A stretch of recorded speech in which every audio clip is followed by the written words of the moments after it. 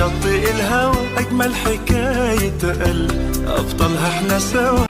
Assalamualaikum warahmatullahi wabarakatuh. Perkenalkan, nama saya Della Trimutia dengan nomor BP 200-107-1004. Nah, di sini saya akan memaparkan dan menjelaskan submateri mengenai definisi biaya. Definisi biaya secara umum adalah pengorbanan atau pengeluaran yang dilakukan oleh suatu perusahaan atau perorangan yang bertujuan untuk memperoleh manfaat lebih dari aktivitas yang dilakukan. Nah, sedangkan pengertian biaya menurut para ahli, di sini saya mengutip pernyataan Mulyadi pada tahun 2001. Yang dimana biaya adalah pengorbanan sumber ekonomis yang diukur dalam satuan uang yang telah terjadi, sedang terjadi, atau yang kemungkinan akan terjadi untuk tujuan tertentu. Yang kedua, pengertian biaya menurut Masyiah Kolmi. Masyiah Kolmi berpendapat bahwa biaya adalah pengorbanan sumber daya atau nilai ekuivalen kas yang dikorbankan untuk mendapatkan barang atau jasa yang diharapkan memberi manfaat di masa sekarang atau masa yang akan datang bagi perusahaan.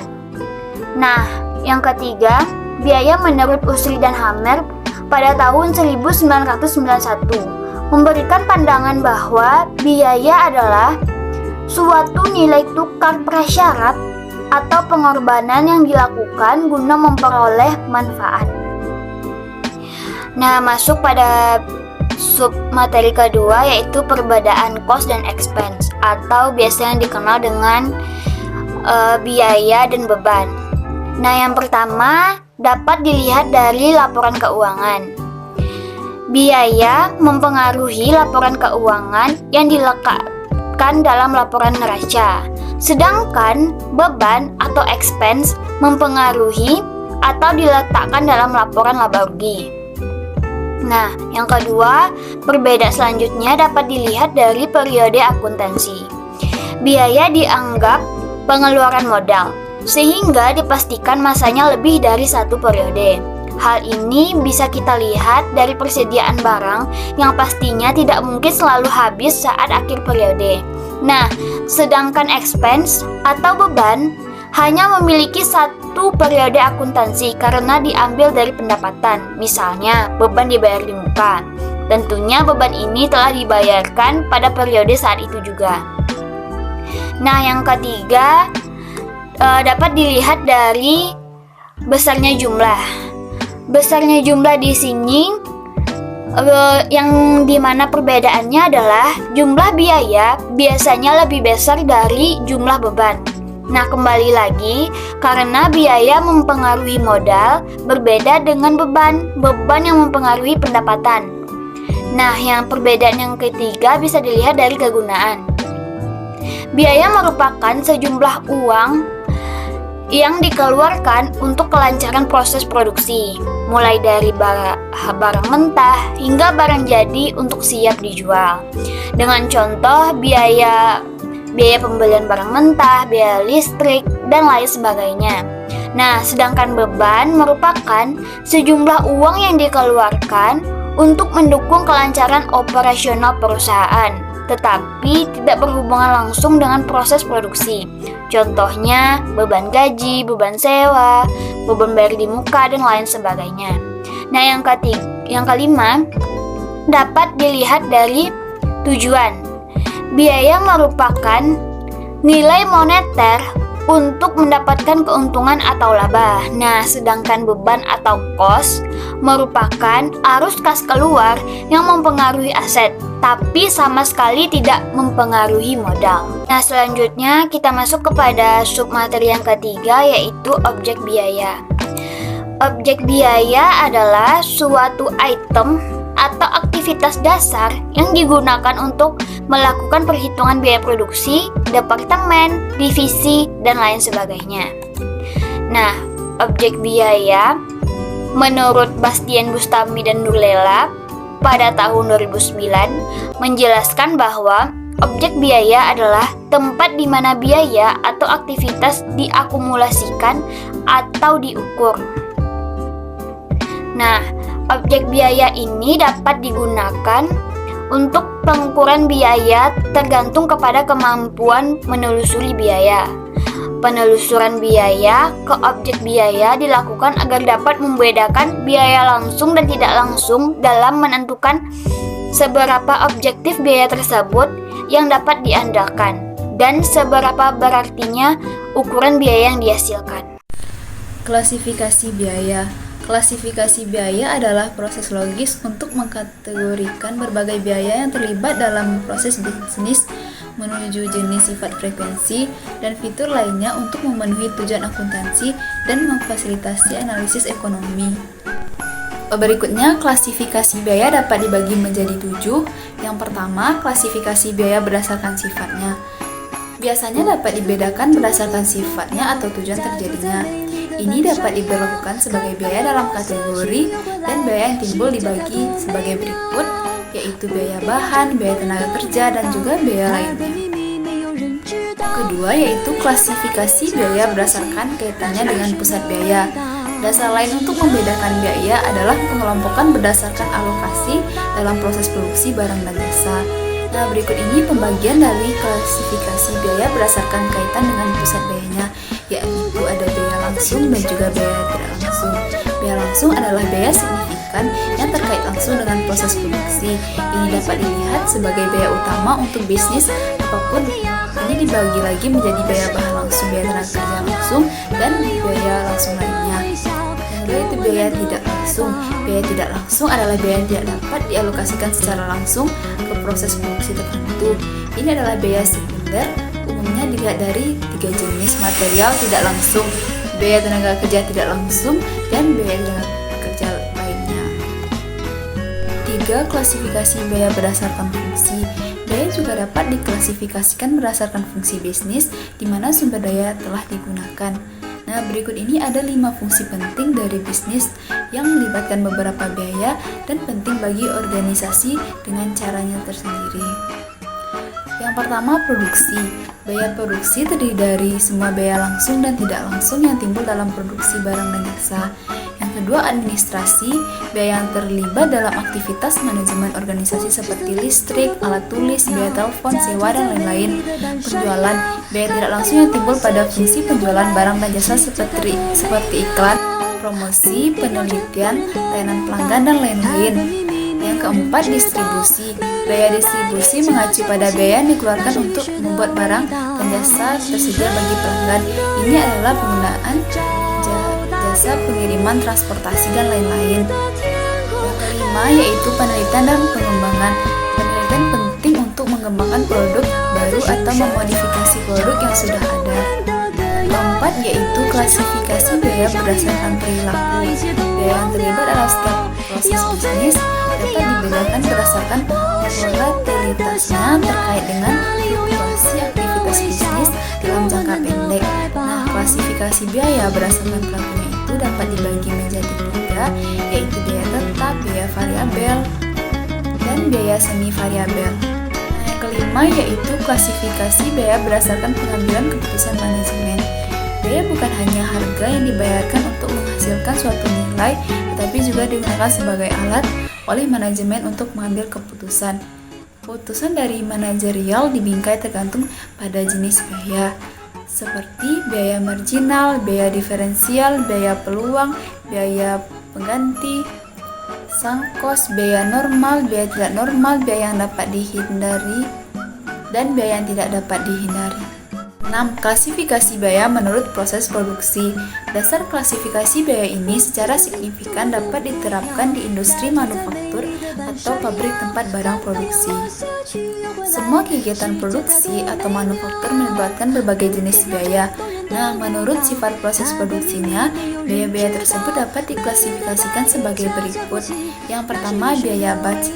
Biaya ini dikeluarkan saat memproduksi seluruh lot yang terdiri dari produk identik, dikenal sebagai biaya batch. Setiap batch berbeda dari yang lain dan unit yang berbeda di bawah batch diidentifikasi dengan nomor batch-nya.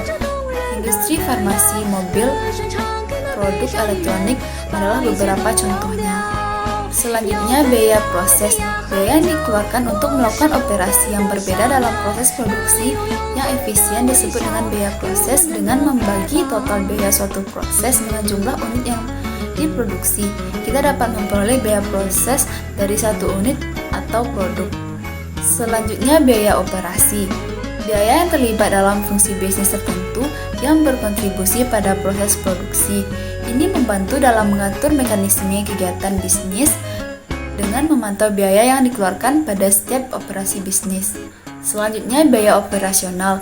Biaya ini mengacu pada biaya sehari-hari yang dikeluarkan oleh suatu organisasi untuk memastikan fungsi bisnis yang tidak terganggu, dikenal sebagai biaya operasi. Selanjutnya, biaya kontrak. Biaya untuk menandatangani kontrak dengan pembeli atau penjual dengan menyetujui syarat dan ketentuan yang disebutkan bersama-sama. Ini termasuk kontrak penawar, kontrak kenaikan harga, tender, dan lain-lain. Dan yang terakhir yaitu biaya gabungan. Biaya gabungan yang terlibat dalam produksi dua atau lebih produk digunakan secara bersamaan, dikenal dengan biaya bersama. Sebagai contoh, biaya pengelolaan susu untuk mendapatkan keju dan lainnya. 7. Klasifikasi biaya berdasarkan waktu. Sifat kepentingan dan tanggung jawab suatu biaya bervariasi sesuai dengan waktu terjadinya atau telah dimulai. Biaya yang menjadi prioritas hari ini mungkin tidak begitu penting di esok hari, atau biaya yang terlewatkan hari ini dapat dianggap sebagai biaya yang relevan di hari esok. Jadi tergantung pada periode biaya terjadi atau dimulai. Klasifikasi biaya berdasarkan waktu terdiri dari biaya historis, biaya yang ditentukan sebelumnya, biaya standar, dan perkiraan biaya. Contoh laporan laba rugi pada perusahaan manufaktur. Pada dasarnya, format laporan laba rugi ini sama dengan laporan laba rugi pada umumnya. Seperti yang terlihat di bagian ini terdapat judul, periode, dan juga nama perusahaan. Bagi bagian pada format laba rugi ini terdapat pendapatan, biaya atas pendapatan, dan juga pengeluaran operasional. Dapat dilihat pada tampilan berikut. Assalamualaikum warahmatullahi wabarakatuh. Hari ini saya akan menjelaskan materi yaitu pengenalan karakteristik biaya. Untuk pengertiannya, perilaku biaya tetap adalah suatu biaya yang mempunyai jumlah total secara tetap, meskipun terdapat perubahan volume dari suatu kegiatan tertentu, tapi pada biaya tetap persatuan akan berubah karena terdapat perubahan dari sisi volume aktivitas. Umumnya, besar biaya yang tertinggi akan dipengaruhi oleh tujuan perilaku biaya yang nantinya akan mempengaruhi perusahaan dalam kurun waktu yang lama, teknologi perusahaan, serta strategi manajemen dan metode di dalamnya. Biaya tetap dibagi lagi menjadi dua jenis, yakni committed fixed cost adalah sebagian besar biaya tetap yang terjadi dalam kepemilikan perusahaan, organisasi pokok, dan juga peralatan di dalamnya. Dalam perilaku biaya committed fixed cost, seluruh biaya tetap akan dikeluarkan dan tidak bisa dikurangi atau diminimalisasi sehingga akan mampu mempertahankan perusahaan dalam hal memenuhi tujuan perilaku biaya dalam kurun waktu yang lama. Contohnya adalah biaya depresiasi, pajak bumi bangunan atau PBB, sewa, gaji, serta asuransi. Lalu yang kedua, discretionary fixed cost atau bisa disebut juga dengan manager atau programmed cost, yaitu biaya yang terjadi dari keputusan penyediaan anggaran secara berkala atau biasanya dilakukan secara tahunan, yang mana di dalamnya akan mencerminkan kebijakan manajemen penjual secara langsung terkait jumlah dan maksimal biaya. Perilaku biaya ini akan menggambarkan adanya hubungan yang maksimal dari biaya keluaran atau biaya masukan, tapi tetap biasa diukur dengan volume penjualan biasa atau per waktu. Contohnya adalah biaya pengembangan media riset, biaya iklan, biaya pelatihan karyawan, biaya konsultan, dan biaya promosi penjualan. Selanjutnya ada biaya variable atau variable costing. Pengertiannya yaitu satu biaya yang seluruh total nilainya bisa berubah, tapi sebanding dengan adanya perubahan volume kegiatan perusahaan seperti biaya dan laku, sehingga akan terbagi lagi menjadi dua bagian. Yang untuk biaya variable adalah yang pertama itu engineering variable cost, yang pengertiannya yaitu satu biaya yang berkaitan dengan adanya hubungan fisik tertentu atau suatu penilaian kegiatan. Umumnya seluruh biaya biaya ini harus berubah sesuai nilai masukan ataupun pengeluarannya, seperti pemakaian bahan baku. Yang kedua, discretionary variable cost.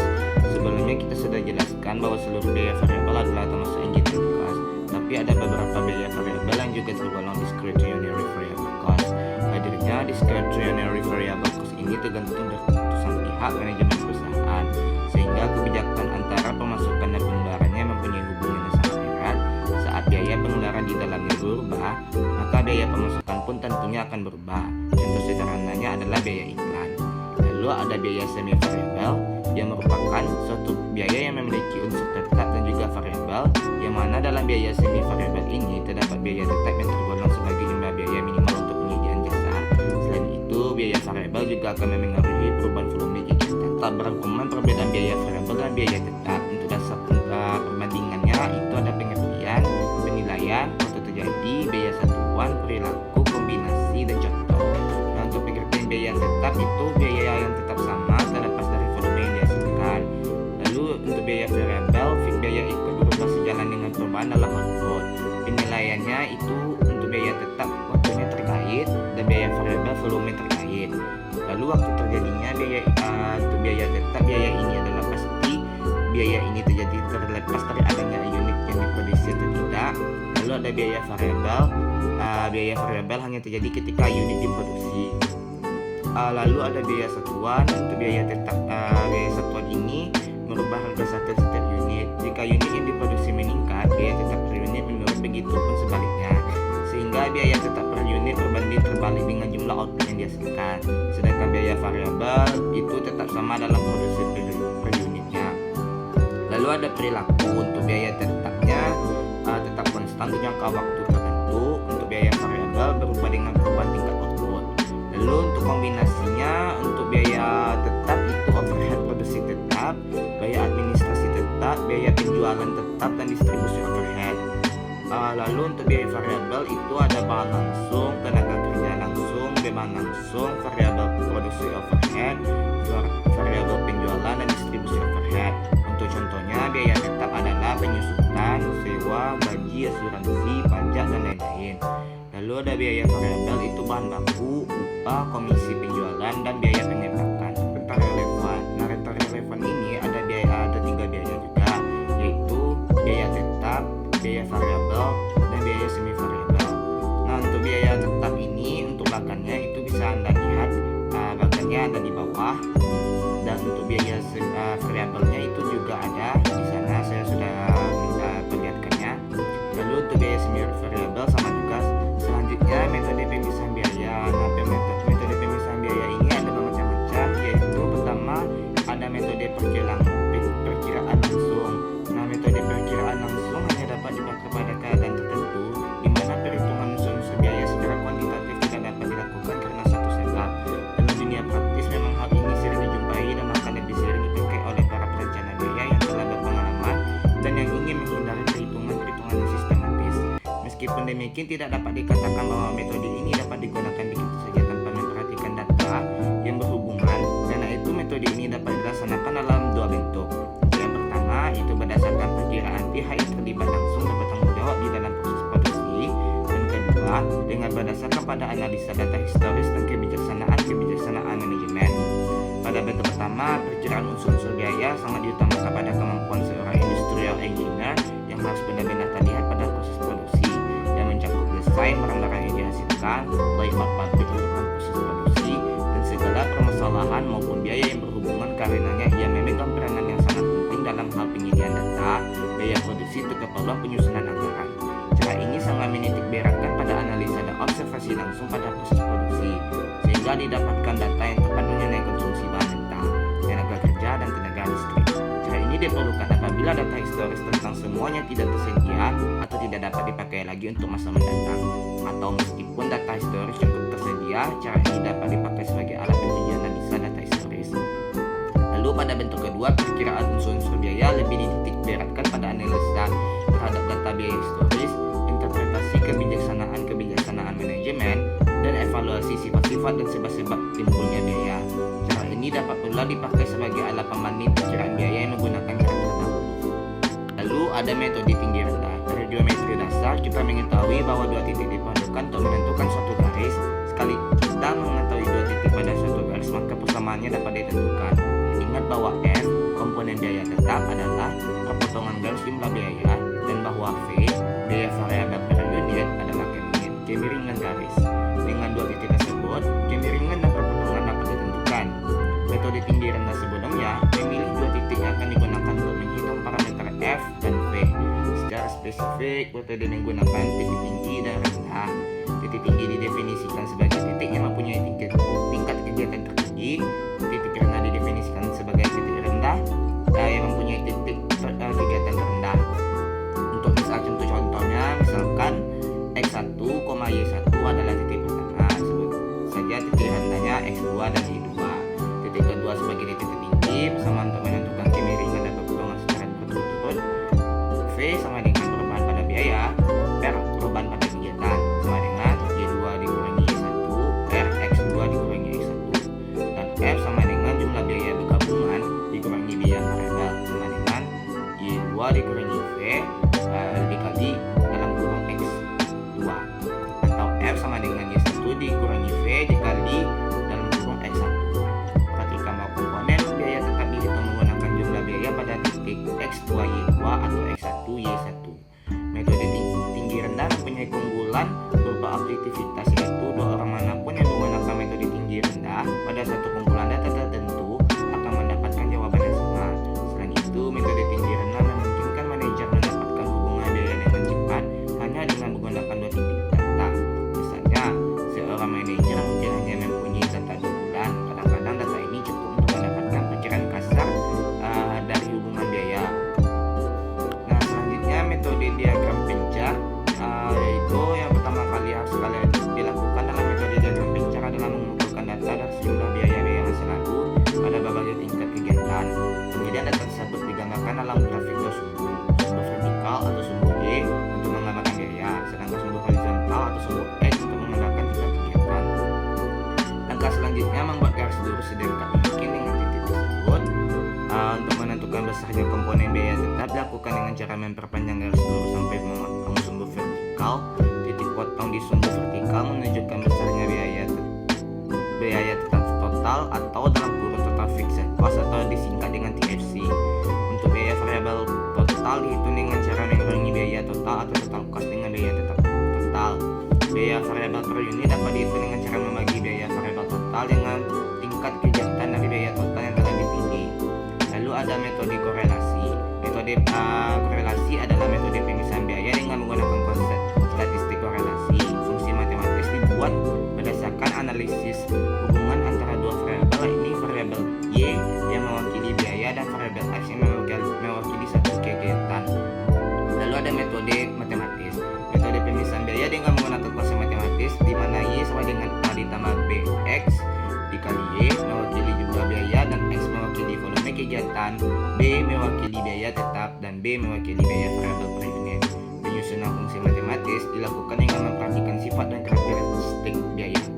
Selanjutnya kita masuk ke poin estimasi biaya. Pada umumnya, estimasi biaya ini disusun secara independen atau tidak berpihak atau terpengaruh oleh berbagai macam faktor. Estimasi biaya juga bisa berupa perencanaan keuangan dan penetapan anggaran untuk kegiatan pengadaan barang. Nah, jadi dapat disimpulkan bahwa estimasi biaya adalah perkiraan barang atau jasa, program atau proyek yang diukur berdasarkan informasi yang tersedia. Nah, bukan hanya itu, estimasi biaya juga dipahami sebagai dokumen yang terus berkembang dan digunakan di seluruh tahap dalam proses pengerjaan proyek. Selanjutnya, kita masuk ke poin B, yaitu gambaran penyusunan estimasi biaya. Yang pertama, untuk pekerjaan konstruksi, estimasi berupa biaya bahan bangunan, biaya operasional, alat berat. Baiklah, selanjutnya kita masuk ke contoh soal dari estimasi biaya. Nah, estimasi biaya rata-rata pabrik batu bata UBK mengolah tanah liat menjadi batu bata yang dijual pada toko bangunan kecil maupun besar. Biaya rata-rata untuk proses pembuatan batu bata adalah sebesar Rp583,33 untuk 300 batu bata dan sebesar Rp555,55 untuk 450 batu bata. Nah, jika fungsi total biaya untuk batu bata bersifat linear, berapakah biaya rata-rata untuk membuat 600 buah batu bata? sama total biaya untuk semua batu bata dengan cara jumlah unit biaya dikali biaya rata-rata lalu didapat totalnya. Kita kalikan satu-satu. Yang pertama untuk 300 batu bata dikali dengan harga Rp583,3 dapatlah totalnya Rp175.000 setelah dibulatkan. Lalu untuk 450 batu bata dikali Rp555,5 dapatlah hasilnya Rp250.000 setelah dibulatkan. Nah, untuk selanjutnya menggunakan metode titik tinggi rendah untuk mencari nilai estimasi dengan cara B sama dengan 250.000 dikurang 175.000 didapat 75.000 lalu dibagi 150 sama dengan 500 per unit. Selanjutnya A sama dengan 175.000 dikurang dalam kurung 500 dikali 300 yaitu 25.000 sehingga Y sama dengan A ditambah BX sama dengan 25.000 ditambah 500 dikali 600 totalnya 325. Nah, biaya rata-rata per unitnya adalah 325.000 dibagi 600 menjadi Rp541,66. Baiklah, sekian dari kelompok kami. Apabila ada kesalahan mohon dimaafkan. Wabillahi taufiq wal hidayah. Assalamualaikum warahmatullahi wabarakatuh.